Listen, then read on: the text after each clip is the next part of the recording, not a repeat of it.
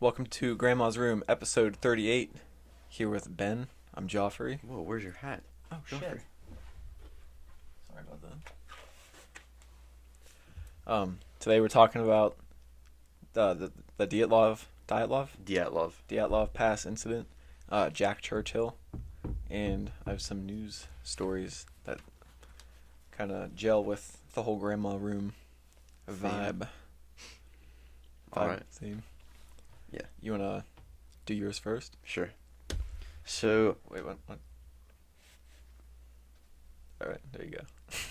so on January 23rd, 1959, 10 Russian skiers in college studying at the Soviet Union's best school embarked on a trip through the snow-filled mountains of Russia, which sounds just awful to begin with.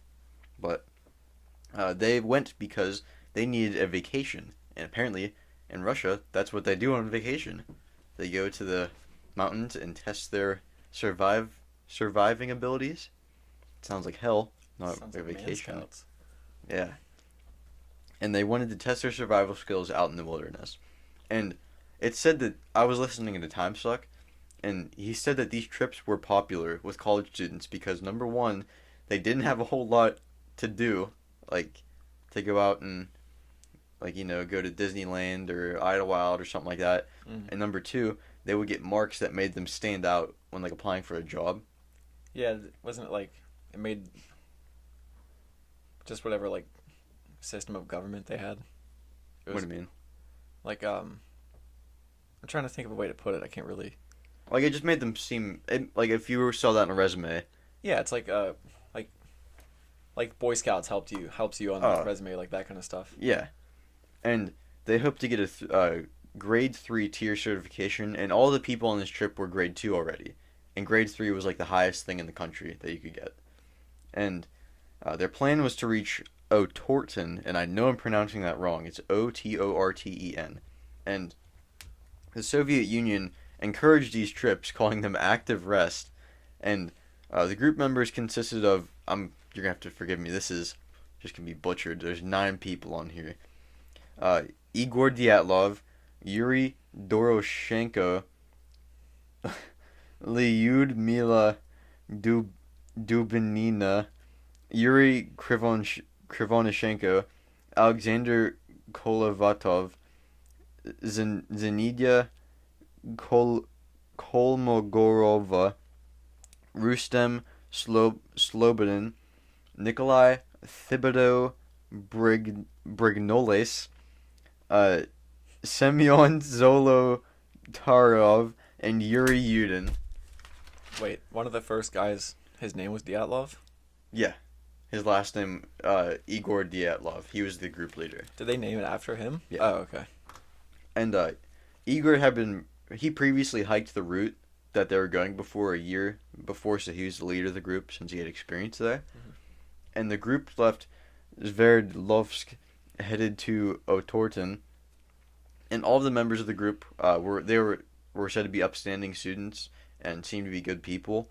And the group had plenty of materials in order to survive, including a mandolin, which a bunch of the members of the group played because back in the 50s they didn't have American rock and roll. They had opera and the mandolin. He played some of the music from back then, dude.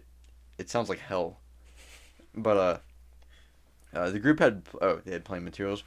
The trip was expected to last 22 days, and while the students were on the trip by train, to get their starting point, Yuri Krivonchenko was arrested at a train station because his singing was disturbing the peace of the passengers. Seriously? Yeah, but he was soon released within a few hours. But was it just because it was loud, or just because it was awful singing? They just said because he was singing. Not allowed to sing in Soviet Russia. Yeah, I guess.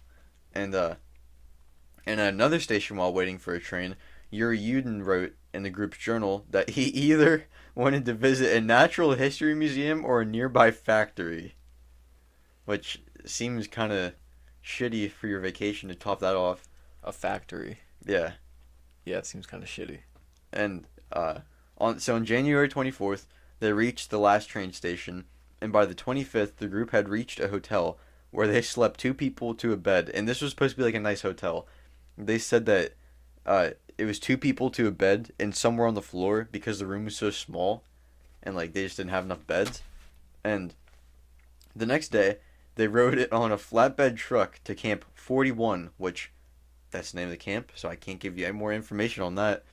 But January 27th, they left for an abandoned camp on horse and cart and stayed for 2 days there at the camp. And on January 28th, Yuri Yudin, he decided to turn back because he had severe back pain. It didn't say from what, but I'm sure someone could find that if they're really interested. And on January 29th, they reached the Mountain of the Dead, named by the local people who were called the Monzi. And he compared it to our, like, Native Americans. It's like kind of how we took over their land. Like, that's the equivalent in Russia.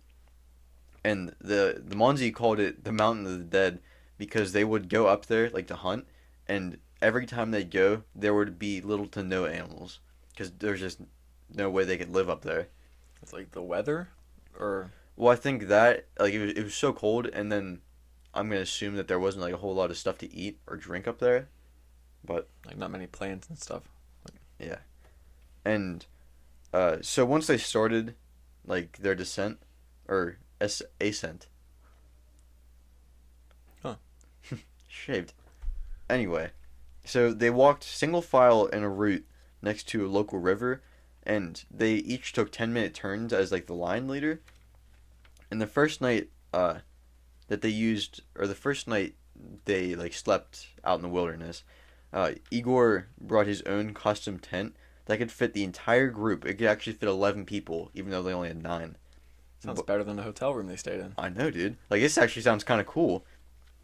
And it can fit in the entire group and had curtains so you could have separate rooms, because there was 2 girls on the trip. I know it's hard to decipher between all the names since we weren't really... Nadinia? I think that was one in this something. But there's 2 girls, and so they could, like, change without, like peeping toms and shit like that. Yeah. And you even had a stove in there. Like a built-in stove. Does that play a role later in the story? A little bit. He just said that the group diary said there's an argument over who had to sleep next to the stove. That's all he said about it. Sounds like I would love to sleep next to the stove if it was freezing cold outside. That's what I was thinking too. But maybe it smelled like shit. Maybe someone tried cooking shit on it before, and they couldn't get it off. The next day, they traveled along another river. Like, they met up with another river along the one they were already traveling on, and it said it was 9 degrees Fahrenheit out.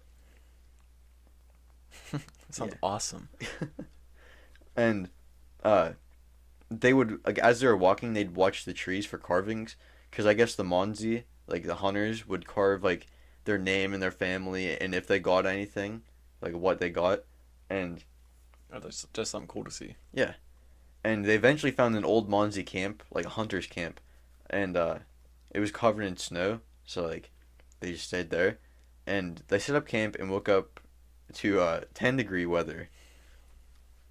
Dude, don't be so pessimistic. It went up 1 degree. God.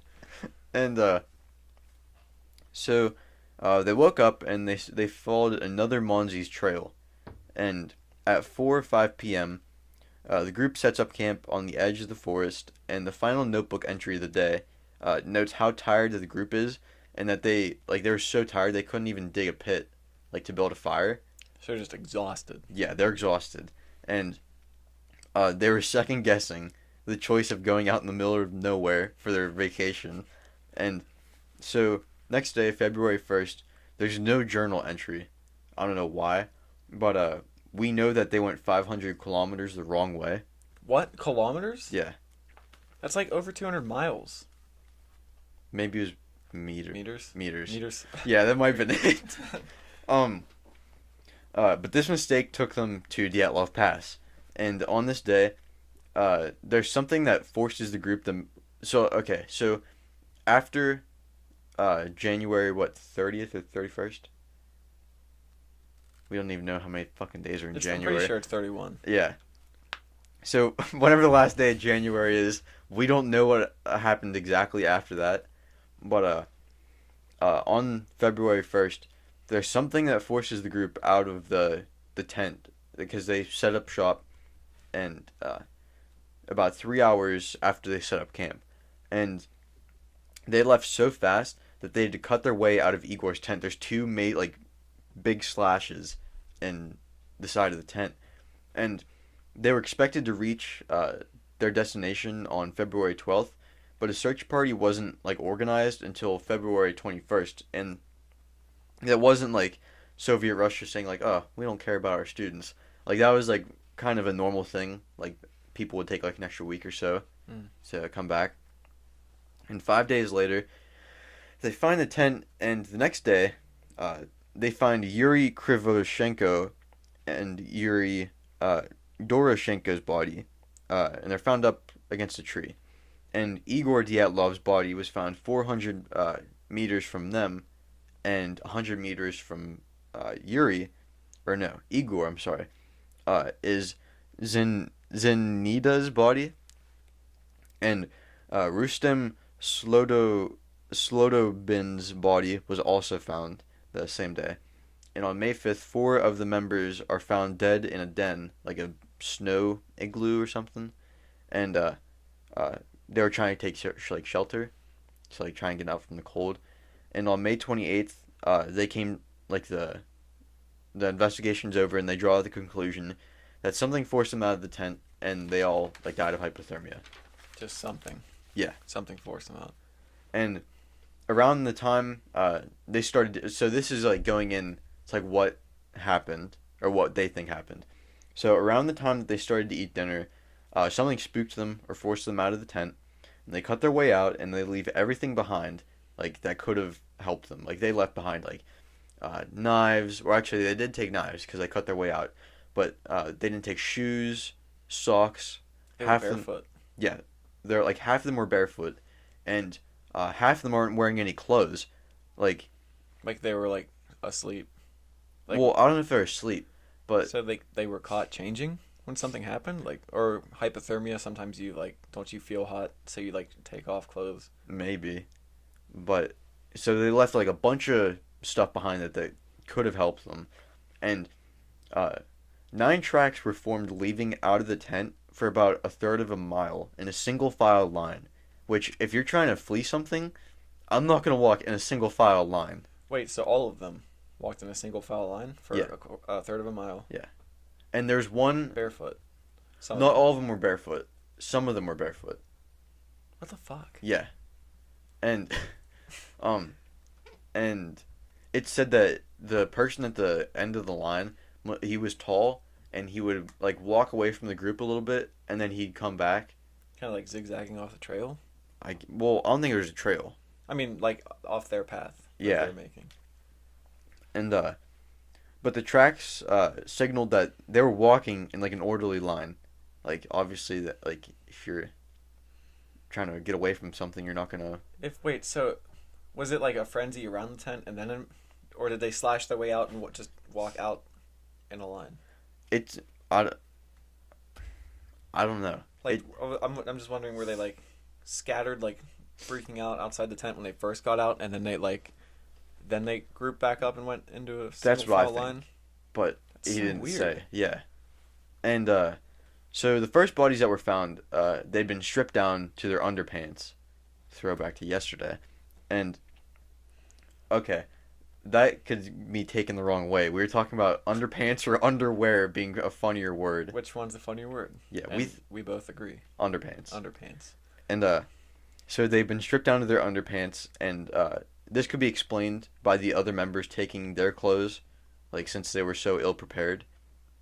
And it said that Igor Dyatlov's feet, and there's, I think it's the first 2, yeah. Their feet and hands have been totally burned because they made a small fire, they were taking. They put it in the fire? Yeah, they put it in the fire, and they still couldn't feel, because how cold it was. Just such extensive nerve damage? How long does it have to be frozen to damage nerves that bad? I don't know, but they were suffering from hypothermia at this point. Yeah, I mean, I guess. Well, I have a question about the single file again. Okay. if they're so frenzied, like, if so, like, did something attack? There was no other footprints though. Okay, so what, they saw something in the sky? They heard something Well, that freaked them out so bad they slashed their way out of the tent. I've heard on other podcasts because it said that there was some snow on the tent. This isn't a podcast. This is a Simple History. I don't know if you've listened to it, but they said that there was some snow found on the tent, and one of the ways that, or one of the reasons they thought they might have escaped or like ran out was an avalanche, but clearly the whole tent would have been. Yeah, nothing was buried. Yeah. So what, did some snow fall off a tree onto the tent and scare them so bad they just ran to Well, their death? they were like, I think like a few hundred yards or meters from the wood line, so they're out in the middle of the field. So there's no trees around them, or like immediately around them. So what, without leaving footprints, so it was obviously nothing on the ground around them. Mm-hmm. What could have freaked them out so bad Well, that even when they collected themselves and obviously made a decision to walk single file, don't you think that if they made that decision, they would be like, we should go back to the tent and get our supplies? yeah. Like, why were their heads so off? I wonder how long it took them to get back to single file. Like, were they not thinking straight? But then if they're not thinking straight, would they be able to think to, like, hey, let's walk single file? Like, Well, I'll get into a few reasons why later. what, like, theories as to what happened? Yeah. So their feet and hands have been totally burned. Like after making a small fire, they took some of the knives they had and were cutting like pieces of tree off that they were leaned up against, because that's where they're found. They're found leaned up against, like huddled together, like trying to stay warm, and people think that because there was eventually two groups that split off, and like after they started like walking single file, and people think that there was an argument about how to like go about surviving, and so the group split in two, and there were a bunch of injuries suffered by the campers that like obviously didn't come from hypothermia. It was like major trauma, right? I didn't write down all of them, but I wrote down the ones that like really stuck out. Like the insane ones. Yeah. So one of the campers' faces had been bloodied, after supposedly hitting himself with a rock, because the investigators said that like sometimes if, like, I don't know if he's trying to keep himself awake or what. With a rock? Why not just slap yourself in the face? Hey dude, it's Soviet Russia. But anyway, another camper bit part of the knuckle on his right hand, like the skin clean off, like it was like stuck in his teeth when they found him, and Rudin had a fractured skull after being hit over the head by who knows what. Two campers had bruised knuckles. Igor was one of the ones who had bruised knuckles. Like they were hitting something. Someone. Like they said it was like a fist fight. It looked like. One of the girls was found in a river with both her eyes and her tongue missing. What? And blood in her stomach, which it doesn't mean this for sure, but it could mean that she was still alive when her tongue got ripped out. Ew. Yeah. And another camper was found holding a pen and a notebook missing both his eyes. And some of the clothes, they had like low levels of radiation. So that kind of leads into one explanation. Some people think that the USSR was doing some sort of nuclear testing, because one of the other injuries was someone's rib cage had been hit a certain way, and it's common, I guess, with like people, like I guess in like Hiroshima or stuff like that. Like a concussive force or something hit them. They said it looked like he got hit by a car. Oh shit. Or it didn't look like it, but that was like the equivalent of what happened. Like if a shockwave hit him or something? Yeah. If they were testing a bomb. But yeah, but then what would cause only their eyes and tongue to get ripped out? Some people think that she got like mauled by like a bear or something. But just the eyes? Then, I mean, like, a bear doesn't like sit there and pick the eyes. Like, Yeah. It mauls you. Yeah.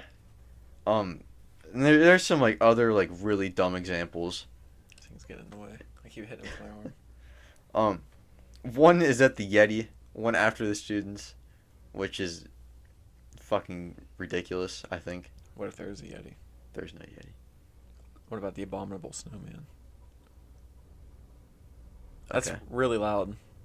Keep talking. I'm gonna go turn that furnace off. That's ridiculous. Okay. Some people think they're abducted by aliens, which I think is more plausible. I like that theory just because I like aliens. Yeah, me too. Some people think that they got drunk, like, because they had alcohol in their survival kit, but earlier it said that they're all upstanding students, so I'm not sure why they get drunk. I mean, But it said they're all upstanding students. did they find alcohol in their systems? Well, they had alcohol with them in their, like, medical kit. Like rubbing alcohol or like drinking alcohol? I don't. It didn't say. But I could see rubbing alcohol. I mean, yeah, I can see that one too.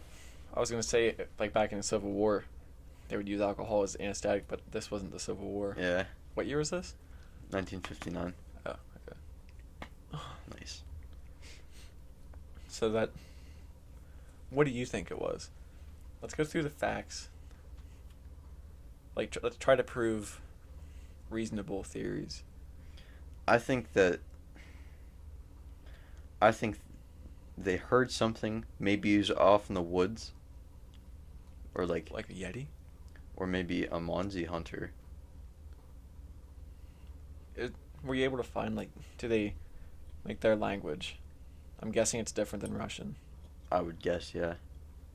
But, like, what would... I just came up with this off the fly, so. I wonder if they have calls that could be, like, so crazy. Hey, Google it. I don't know. What do you think happened? I think the alien one, too. I like that one, Yeah. but I don't want to say it if it just sounds stupid. And, like, I feel I would like be biased. I feel like they wouldn't have found the bodies if they were abducted. Well, what about missing 411? But they were all found. Yeah. Yeah, I mean, people find bodies in missing 411, but it's usually like they'll search for the body like 4 times in this area, they'll keep sweeping it, and then they'll find the body like in plain view, right in the middle of like where they were searching. Yeah, but this one they found them Yeah. all Yeah, that's... within a week. Fuck. I just turned that off. Why is it on?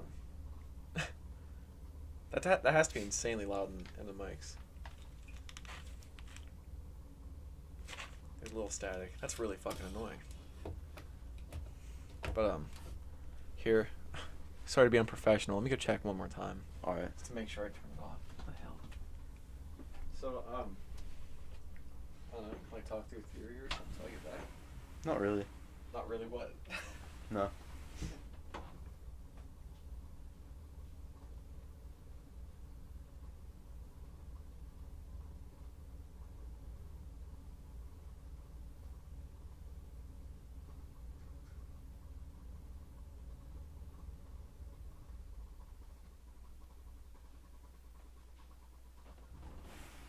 Turn it off. It went. Like, yeah, something's going on with it. But like, did you say anything when I was going? No, I didn't. Just- I looked right at that candle. Oh, so we're gonna have some dead air. Yeah. I hope people. I mean, I guess I don't need these. Oh man, this is becoming a train wreck pretty quickly. But yeah, I heard that something else happened. Like more people went missing up there recently. But I started looking it up when you were first starting the story. I couldn't find anything. But yeah, dude. I'd like to say the aliens, or just high strangeness in general. But I think what's really weird is the radiation thing. yeah, And- which that happens with alien thing stuff, doesn't it? Like cases people find. I do know one. I think another weird thing about this is the fist fighting part. It said that the way that they were killed, or like the way it looked like they were, Like bruised. yeah, and like some places, other places they were bruised. It looked like the way that like Russian soldiers were told to like kill someone. Which I think could connect a little bit to the, like, nuke dropping or What if like, they testing. What if they walked up on some like just- exercise that they weren't supposed to? Yeah. Or like, what if they were like testing some technology that they weren't supposed to see. Yeah. I think that one might be more likely. It's a cool one. Yeah. I mean, I guess it's not cool because they get fucking like beat to death.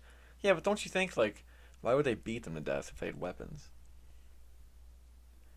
It's so much harder to kill. Well, somebody you can blame it on a bear. A bear doesn't have a gun. Yeah, but then you see claw marks.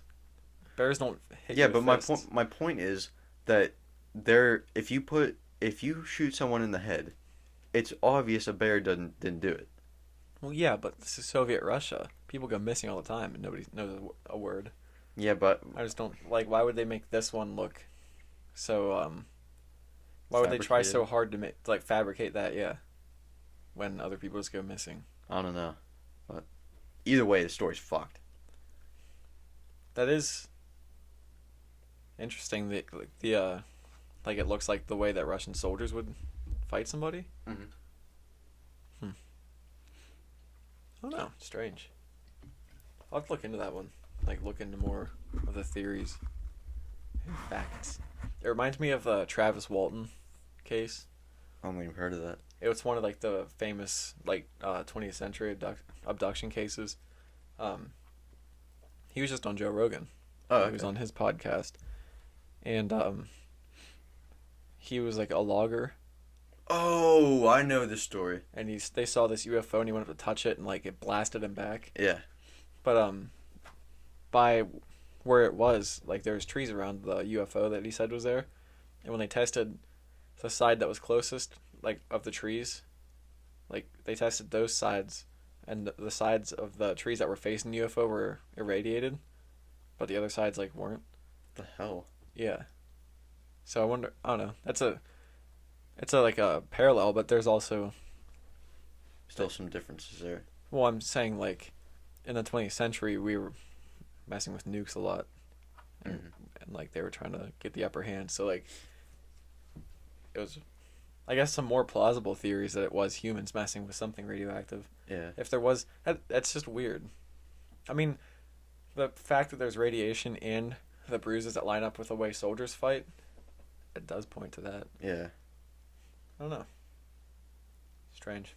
Strange. Want to hear about more war? Fuck yeah, brother. You know who Jack Churchill is? Mm-hmm. So I want to start this off with an excerpt from a Vice article that I found on him. So, the first thing the Nazi garrison on Vagsoy Island, Norway, would have heard when the British No. 3 Commando Battalion landed on December 27th, 1941, was a sudden blaring drone of bagpipes. One commando stood at the fore of the landing craft, facing the impending battle, and playing the peppy martial March of the Cannon Men. Upon coming to a halt on shore, the soldier jumped from the craft, hucked a grenade at the Germans, then drew a full sword and ran screaming into the fray. And that, my friends, is Jack Churchill. This dude's fucking crazy. I had a good time researching him. So, the man Mark Hay from Vice, he was writing about Lieutenant Colonel Jack Malcolm Thorpe Fleming Churchill. That's a mouthful, dude. It's 5 names. He was also known as Fighting Jack or Mad Jack. And he was born in 1906 in Hong Kong. Because, like, that's when the British were everywhere. His dad was in the military. And, he was in he was a senior in the colonial service. Which, I guess that was just what the military was referred to as then. But, his ancestors came from Anglo-Scottish border. Which I think that's, like, right up, like, in England, Ireland, or Scotland. And the Highlands, which would explain the bagpipes. Mm-hmm. Jack and his brothers, Thomas Bell, Lindsay Churchill, and Robert Ali Farquhar Churchill. It sounds like a more exotic name than any of them. Yeah. But they were all in the military. Tom was in the Manchester Regiment and also joined the Commandos and even reached the rank of Major General. And Robert was a lieutenant in the Royal Navy, but he died in action in 1942 during World War II. Jack went to the Dragon School, Oxford, King William's College on the Isle of Man, and Sandhurst, another long-ass name. And in 1926, he was sent to the British Army's 2nd Battalion, which was the Manchester Regiment, where he was sent to Rangoon, Burma, which was in the Pacific, and was then sent to Pune, India, to take a signals course. Tuna. I was thinking that too. Once he completed his course, the signals course, he took a 1,500-mile motorcycle trip across the Indian continent, and on that trip he apparently crashed into a water buffalo.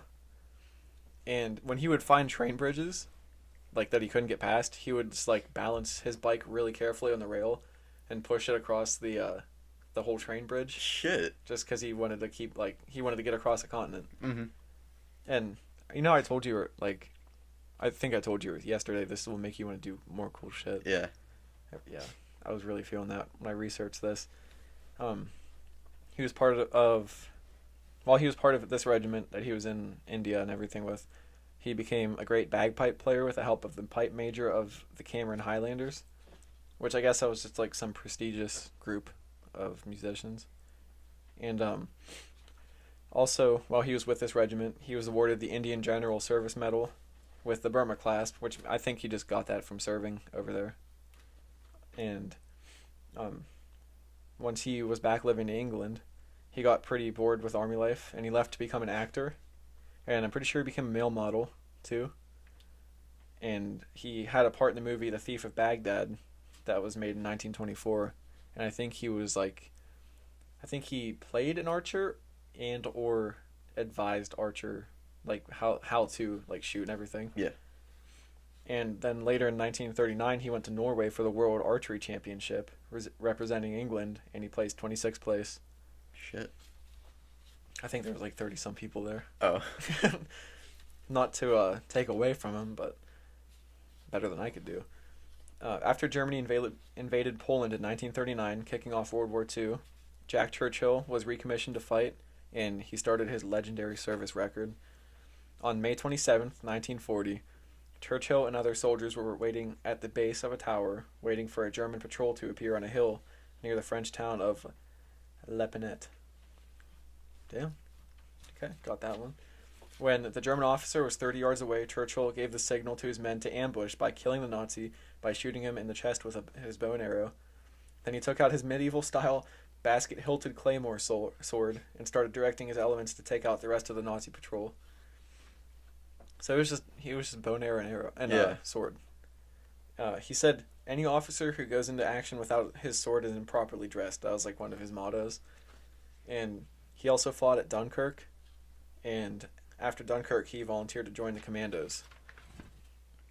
And Dunkirk, by the way, you know this. Yeah. It was like they were they on the French? Yeah, they were in France on the coast, and Nazis had them pretty much surrounded. And anytime a ship would try to come take them out, they would bomb the ships. So they were like fucked until a bunch of civilian ships came and evacuated all the soldiers. Mm-hmm. And Churchill became second in command of the No. 2 Commandos and was part of Operation Archery, which was the raid on the German garrison at Vagsøy, Norway, which took place on December 27th, 1941. Like that was like I said at the beginning, where he was playing the bagpipes on the ship. And he was dressed in a kilt, and he was going with bagpipes. Everyone heard it. I can imagine being one of the Germans being like, "What the fuck is that?" And then they see like some insane dude. I heard sometimes like soldiers that were like Germans that were ordered to shoot him wouldn't, out of respect, because he was just so insane. But I also heard that they thought there was something wrong with him, so they didn't. They feel bad to shoot him. Yeah. Which I kind of get, because he had a sword. But as they landed, he hurled a grenade at the Germans, charged them with his sword out, and I found a picture of them as they landed. Like I'll post it on Instagram. And everyone else is like jumping off boats with like ladders and guns and shit, and he's in the front, just like sprinting with a sword. It looks hilarious, and he's out in the front of everybody. Like he was a true leader. He would lead his whole like group, and there's also footage of him after this raid playing his bagpipes and while the rest of his unit dances with him, because I guess they were just bored. I don't know if they were bored or just like astonished that they actually like did it. Especially with a guy with a sword in front of them. And for his actions here at Vagsøy and at Dunkirk, he was awarded the Military Cross. Later in Sicily, he led the No. 2 Commandos, and they infiltrated the town of Molina that controlled a pass that led to the Salero beachhead, which they were trying to keep in their hands. And here, I think I got a piece of this glitter from my hat in my nose.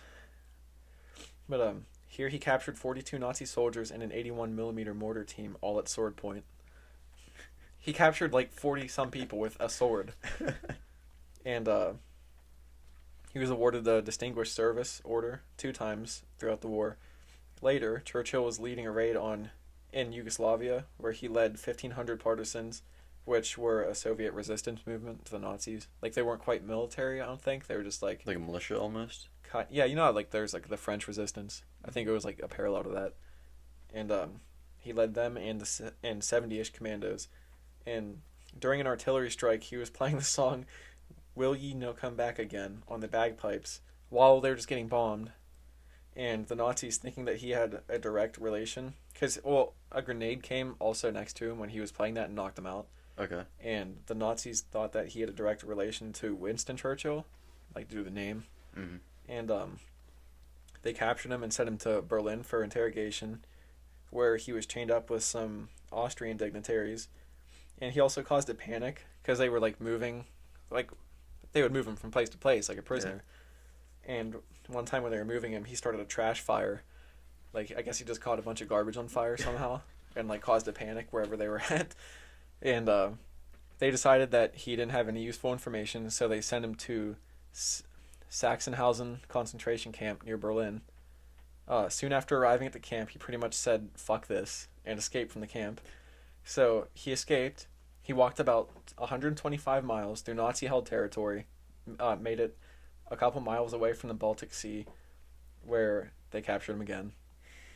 Then they sent him to Tyrol, Austria, along with about 140 other VIP prisoners that the Nazis really didn't want to be rescued. I think they were in a camp, and then they moved them to that Tyrol place to, like the important people, because they knew, like, camps were getting liberated. They didn't want high-value prisoners getting captured. And while they were in Tyrol, during a power outage, he escaped again, and he kept with him a can, like a little, like, soup can that he used to, like, cook vegetables he would steal out of fields and stuff. And he walked another 100 miles, and he eventually found American soldiers in Verona, Italy, who he was finally able to convince that he was a British officer, because he wasn't, like, lying or anything. Yeah, how could you mistake, like, a British accent for, like, being a German? There's spies. There's spies. Okay. But, like, he convinced them, and after he was finally safe and back in English hands, he was sent to the Pacific to fight. And he was on his way to Burma, but by the time he arrived, the war had ended, which he didn't like. He said if it wasn't for those damn Yanks, we could have kept the war going for another 10 years. What the shit? Yeah, he's fucking crazy, dude. So, after the war, Jack was part of the Seaforth Highlanders and the Highland Light Infantry in Jerusalem, which I think the British just had, like, a big presence there at the time. Well, they were, like, in World War One, they were the ones who, like, helped, or they, like, split all that up. I think it was them in France. Oh, okay. I think. So I think they were friendly with Jerusalem. I'm pretty sure they were, because he was at a hospital, like, helping people. But yeah, he was in Jerusalem when the Hadassah Massacre took place, and this is when, like, a Hadassah medical convoy came under fire from Arab forces, and when he offered to evacuate doctors and patients, they declined, because they thought that the Jewish Haganah, which was, like, the main military organization for the Jewish population at the time, they thought they would come to, like, rescue them. Which it's not like it wouldn't be crazy to think that, because they were, like, the main military force. Mm-hmm. But when the Haganah didn't show up, he and 12 other men provided cover fire for the people being attacked. So it was him, 12 other people up against 250 people. And 77 of the people he was defending got killed, but he ended up saving about 500 people from the Hadassah. God, I don't know why that word's so hard for me to say. Hadassah Hospital, and in his honor, they even named a street after him that was leading up to the hospital. They named it Churchill Boulevard. Later in life, he became an instructor at a land air warfare school in Australia, where he developed a love for surfing. He even designed his own surfboard and became the first man to ride Britain's River Severn's 5-foot-tall tidal bore, which I guess, like, just the way the river was shaped, there's just big wave nobody ever surfed, and he was the first one to do it. That's pretty cool. This dude like does everything. And then, until 1959, he worked a desk job for the army in England, and every day on his train ride home, since the train passed his house, he would just like stand up in the middle of the train, and he would shock people by just whipping his suitcase out the window, and it would just land in his backyard. And like, apparently at home he was like a loving father, and people said, and one of his sayings was, people are less likely to shoot you if you smile at them. So like he was just this crazy like you have to have something. I don't know if there's something wrong with you. Just wired different. Just wired different to like fight like an animal, and then he was just like a loving father at his house. And in his later life, he also liked to refurbish steamboats and sail them on the River Thames. And he also liked to build radio-controlled model boats that he could use, and he also sold them for profit. He also enjoyed participating in motorcycle speed trials. So, like, I guess just, like, going as fast as you can on bikes. He, and then earlier in life, he married Rosamund Denny and had 2 sons, and on March 8th, 1996, he passed away in Surrey, southeast England, at age 89. And in 2014, the Royal Norwegian Explorers Club published a book that called him one of the finest explorers and adventurers of all time. Sure sounds like it. Yeah, that dude lived a life. Here we are, sitting at a desk, talking into microphones. That's all I had on him. What a fucking badass. Oh, I found the push pin I couldn't find earlier. I stuck it into the mic stand. Oh, shit. Erik the Awful, ladies and gentlemen. This is our new big old black dildo. He's our friend now. We're going to be shooting content with him. He's going to serve us well. Dirty black content. It's... I'm sure you can hear it. It's suctioning to the table, but just for those who can see... Assholes live forever. Assholes live forever. Dude, can you get some suction ASMR? I'll do it with my hand. You guys ready for this?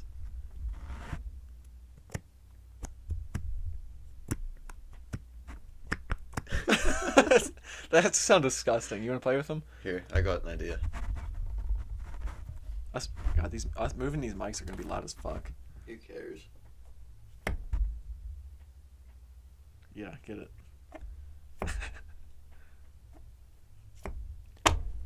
Our dog loves this thing. She thinks it's her toy. She like tries to attack it every time we have it out.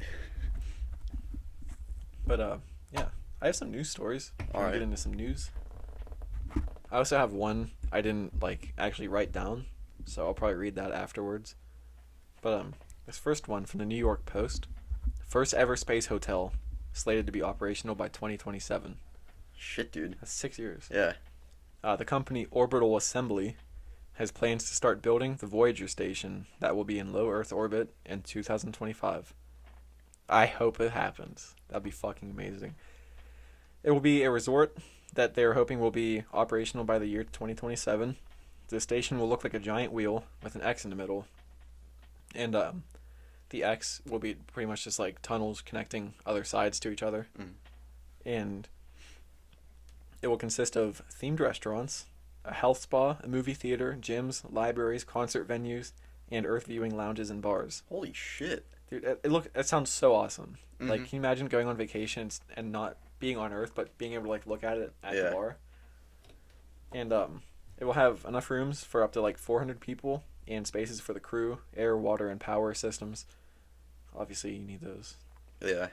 And company is also hoping to sell parts of the station to permanent stakeholders like landlords and the government that they could use as like a training center for astronauts, I guess. Yeah. And the space hotel will orbit the Earth once every 90 minutes. So it's going, obviously it has to go fast to stay in orbit and not fall.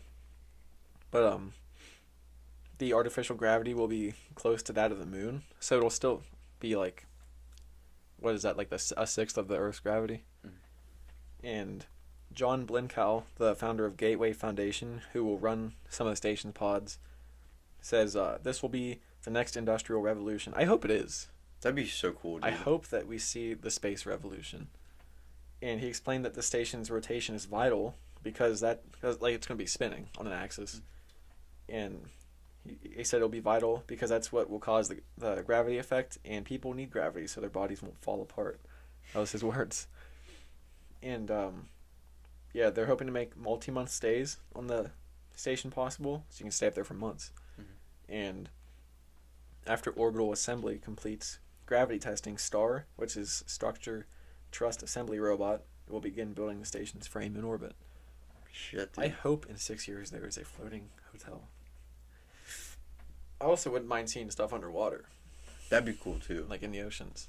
The only thing is you can't go like really far under, because then if you go too far, it's just black. And like unless you have a ton of light. Yeah. Maybe like a mile deep is probably black, right? Yeah. Maybe like a couple 100 feet underwater. That'd be pretty cool. Like there's already hotels that have like, there's like a window in your room and it's just like aquarium and you can see like fish going by. That's cool. The only problem is, what if something hard hits the glass? Yeah. Like a swordfish? If it stabs the glass? Or a manatee. Or an underwater UFO. That's a thing. People say they see USOs. That's I'm pretty sure one of the Air Force guys said they saw that. How it like dropped out of the sky when they were flying and it just went into the ocean. I don't know. I mean like I know there's like the Mariana Trench? Yeah. Like no one's been to the bottom of that, have they? I don't know. Like there's like all these like deep cavernous places, but I feel like maybe the ocean's a little bit more tamed, and I don't believe it as much. Well, you have to think of it this way. Do you believe that UFOs are real? Yeah. So then why is it so hard to believe that if they can fly through the air at crazy speeds that they could fly underwater? That's not what I mean. I mean that like I feel like we might have found something by now. We barely have any. How much? We have like, it's some crazy low number of the ocean explored. For real? Yeah. Like I'm gonna look up what. God damn. I wish I could use my fingers. What % of the ocean has been discovered? Explored. 5%. For real? Yeah. God damn. We barely touched it. That's why some people don't think we should be in space yet. They're like, figure out your own planet first. Yeah. I like space better. Yeah. But yeah, 5% of the water. Shit, dude. I didn't realize it was that low. Oh yeah, we barely touched it. So like I'm not saying there's alien bases underwater. Yeah. But I'm saying you don't know what's under there. It's just, I like to have some mystery in life. I also feel like that, like, we would... No, I can't even say that. What? I was going to say, like, I feel like we'd know maybe the things that are on our planet, but, like, still, like, people still find animals and shit. We haven't even found all the people. So we haven't even found all the people on Earth yet. There's still, like, uncontacted tribes and everything. Oh, yeah. Like in, like, off the coast of, India? I don't know. I know there's, like, in the Amazon, there's still people. I don't know. I mean, where was that place where, like, the guy traveled to and was, like, trying to That's India. convert them to Christianity and just killed them? What a fucking idiot, dude. Like, I know he's dead and all, but you gotta think before you go and do shit like that. Like, I'm pretty sure they were like, yeah, don't go onto that island. Like, they're hostile. Yeah. And he was like, nah. He was like, I have a Bible, and I'm going to convert them. And he walked on and they killed him. Like, yeah, that's one of those times it's like, you knew better. Big brain moments, dude. Big brain moment. That was a pro gamer move. I have another one, Ben. Getting into that mother. You want to listen to it? Yeah. It's called... This is from ScienceAlert.com. Science Alert, eh? Science Alert. A cephalopod has passed a cognitive test designed for human children. What does that mean? Cephalopod? That's like octopus, squid, cuttlefish. Okay, say that title again. It says a cephalopod has passed a cognitive test designed for human children. So, like, it's smart? Yeah. Shit. So, the Stanford Marshmallow Experiment. Have you ever heard of that? It's a test where a child is put in a room with a marshmallow, and they're told that if they can resist eating the marshmallow for 15 minutes, they'll get a second one, and then they can eat both. And it's like the ability to wait for the prize shows cognitive abilities to like for like future planning. Like all you have to do is like be patient, and then you'll get more. And like it's just that kind of test. And they discover that they can adjust this test for animals by training them to understand that they'll get better food later if they don't eat the food in front of them right away. So it's not just that they'll get more, they'll get the food that they like. Yeah. And last year, cuttlefish passed this test. They were able to refrain from eating crab meat, which they like, in the morning. And when they learned that if they refrain from eating it in the morning, they would be allowed to eat shrimp, which they like better, and like later in the day. And scientists didn't know if this was the cuttlefish showing self-control, so they designed another experiment because they passed that test. Yeah. They would wait. So the cuttlefish were placed in a special tank with 2 enclosed chambers in front of them. And they had transparent doors so they could see what food was inside. And the chambers were snacks, which on one was a less preferred piece of raw king prawn, which is, I guess it's just like a shrimp type animal. And the other one was a live grass shrimp, which they like way better apparently. And the doors also had symbols on them that the cuttlefish had been trained to recognize. A circle meant the door would open straight away if they went up to it. A triangle meant the door would open after a time interval between 10 and 130 seconds. So if they could just wait, they'll get that live fish. And a square, used only in one of the control tests, meant the door stayed closed indefinitely, like it would not open. So in the test condition, the prawn was placed behind the open door, and the live shrimp was only accessible after a delay. So they had the option to go for the prawn immediately, or wait and get the shrimp, the live shrimp. And if the cuttlefish went for the prawn, the shrimp was immediately removed. So if they went to that, they had no chance of getting the shrimp at all. Yeah. So meanwhile, in a control group, the shrimp remained inaccessible behind the square symbol door that wouldn't open. In the control group, they couldn't access the shrimp, so they didn't even bother to wait. So like they realized when they saw the square, I'm not getting that at all. So they just went for the prawn. But in the group where they got the shrimp, they would see the prawn behind the door with the circle, and then they saw they saw the prawn behind the circle, which meant they could get it now, and then they saw the triangle, which meant I can just wait and get it. Yeah. So they would they figured that out. So That's pretty cool, dude. Yeah. So they would wait to get the shrimp. They would wait between 50 to 130 seconds, I guess, before getting sick of waiting. And it's comparable to how large brain vertebrates like chimpanzees, crows, and parrots reacted to similar tests. So there's more than just the cuttlefish that passed the test. So I guess they're just finding out that they're not total retards. They're just way smarter. Yeah, they're not total retards. They're just way smarter than we gave them credit for, I guess. And when scientists switched the symbols in the cuttlefish test, the cuttlefish adapted and still waited for their favorite food. That's pretty cool, dude. So they're able to adapt to changes in the test. Yeah. Yeah. So they think their ability to wait for the food is similar to how they hunt, since they lay in wait and camouflage forever, they just sit and wait. And when they get their food, they break camouflage, so it's a risk. So they have to wait for the best food to pass. Yeah. So they think sitting and waiting for the best food, they can get they think it's part of their nature to do that, but so is it their nature, or are they just smart enough to figure out? Because they obviously adapted to different tests. I think they're smart enough. Well, it's been isn't it pretty much known that octopi? Yeah, they're really smart. Are insanely smart. Yeah. That's why people really even people who eat fish and meat they're I don't want to eat octopus because they're almost like us. Yeah, they passed a test designed for children. Pretty much. I just thought that was really cool. I saw that when I was going through some news stuff. Yeah. And I also learned about a space hurricane. What? It happened, last 2014, I think. Last week, for the first time ever, scientists they observed a 620-mile wide swirling mass of plasma in the upper atmosphere that rained electrons down instead of rain, obviously. They called it a space hurricane because it spun like a hurricane. So it just resembled a hurricane. Before this was observed, it wasn't even theorized that it could exist. So I wonder what that means. Is there more solar storms than we know of? I don't know. But while going through satellite observations from August 2014, scientists from the United States, Norway, the UK, and China found what was going on, and they saw a storm. They saw a storm take place for around 8 hours 125 miles above the North Pole.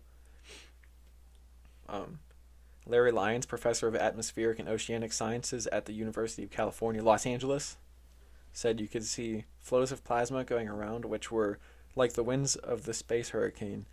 These flows were strongest at the edge and decreased as you moved towards the eye in the center, before picking up again on the other side, just like the flow of air in a regular hurricane.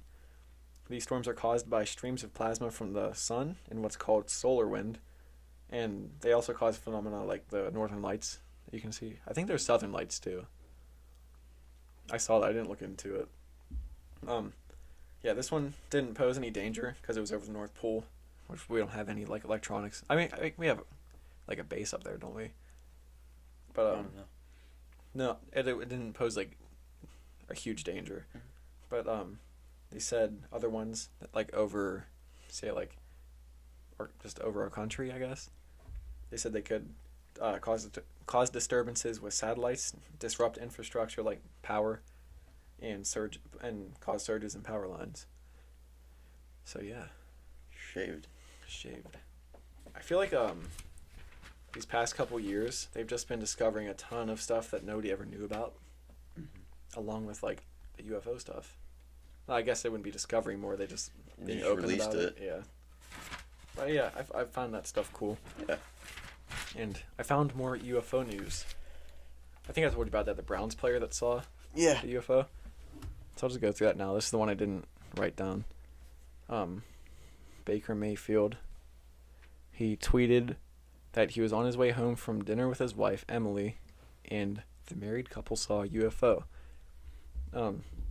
He said almost 100% Em and I just saw, I guess his wife's name is Emily or something. But he said Em and I just saw a UFO drop straight out of the sky on our way home from dinner. We stopped and looked at each other and asked if either of us saw it. And then he said it was a very bright ball of light going straight down out of the sky towards Lake Travis. You know, I won't lie, I'm typically not someone who buys into UFO talk, which this is what his wife said. But all I know is I saw something tonight that I've never seen, and I'm a little thrown off. So like it seems like everybody, like pilots and everything, are being more open about it. Mm-hmm. I guess because like they won't just be like dismissed as crazy. Yeah, being insane now. But yeah, dude, it's getting freaky out there. Getting stinky. I want to see some type of like mass contact, or like they just finally go like, we're here. Mm-hmm. Unless it's like we're here and you guys are going to be working for us now. Or vaporized. I wouldn't mind being vaped. Being a human vape. Bape. I heard that somewhere. I don't know what it's from. Bape. Get vaped on, nerd. Dude, you look like the person who would vape wearing that hat. I do. Yeah. You're wearing an actual fedora or a top hat. You haven't even turned your hat on. You had the opportunity to have it on all episode. It flashes green lights. There you go. That just blinded me when I looked at it. That thing's bright. There's 4 settings. 1, 2. Damn. 3. Okay. 3 settings. 3 settings. So yeah, dude. Episode 38. Fuck yeah, brother. Episode 38. You want to go shoot a video with this dildo real quick? Sure, dude. Non-pornographic. Yeah. We're gonna have it like sailing through the air or something. Blast off. Blast off. Blacked off. Black off. This thing, it kind of looks like a rocket. Because it's a dick. Hey, can I say it real quick? Mm-hmm. Its name's Erik The Awful. Thank Ben for that name. Hello, operator. Give me 911. Give me 911? Oh, you had the balls to your ear. Yeah, because it has this little cup here for some good... Listen. Suck action. Suck action. Operator. This is probably my favorite thing to do with it. He stuck it to his forehead for the... Wow, it actually stuck there. That was the longest it's ever stuck. Holy shit. I got a little scared. I did that yesterday after you did it, and I got scared because it stuck to my forehead. I don't want it, like, breaking blood vessels in a circle. Yeah, I wouldn't want to explain that story. Yeah, I stuck a dildo in my forehead and it broke the blood vessels. I think suction's hard. So, you want to end this? Yeah, episode 38. Episode 38. We're coming up on a Welcome. year. We obviously missed a bunch from like Corona and stuff when it first happened, but dude, it's fucking. Welcome, Eric. Welcome, Eric. You're here. You're here now. Dude. what? Glass ball. Glass ball. Oh yeah, this glass ball that we have on our table. If you suction it to that ball, it's like a mace. It is so heavy. And like you won't even have to like suck it down like that. It's perfectly shaped. It just sticks to it and just suctions. But when you're doing that, I will plug our social.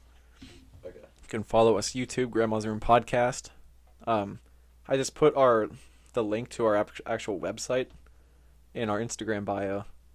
But you can also find us on like pretty much all the podcast audio platforms: Spotify, iTunes, Google Podcast, Stitcher, and follow us on Instagram, Grandma's Room Podcast, all one word. The boys, we're trying to get stinky. We're gonna start making new videos. Yeah, we want to. Now it's getting sunny out. Start getting like nicer out.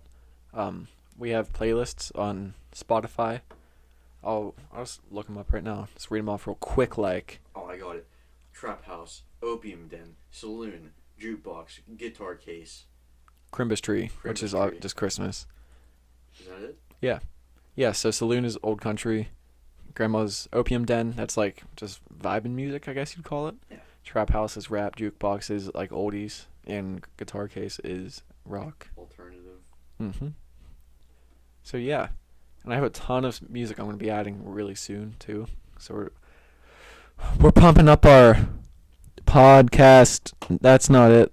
Our playlists. And I'm going to get stinky.